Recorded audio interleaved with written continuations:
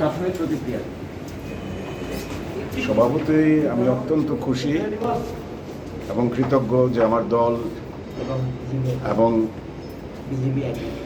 BJP আইপিএটি জোটের যিনি প্রধান বিপ্লব কুমার দেব, ডক্টর মানিক সাহা, আমাদের পরিষদীয় দলের মন্ত্রী মহোদয় সহ সবাই আমাকে মনোনীত করেছেন। দীর্ঘ 27 বছর পর হয়তো কালকে যদি ইলেক্টেড হই তাহলে 93 পরে কোনো আসনে বসার অধিকার হয়তো ফিরে পাবো। যা বলার কালকে নির্বাচনের পরেই আমি বলবো।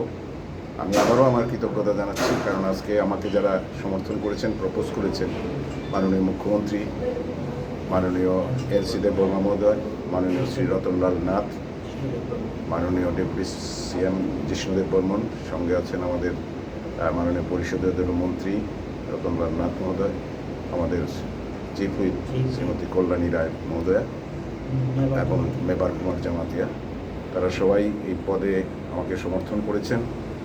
আশা রাখি তাদের যে সিলেকশন তার মর্যাদা রাখার চেষ্টা করব।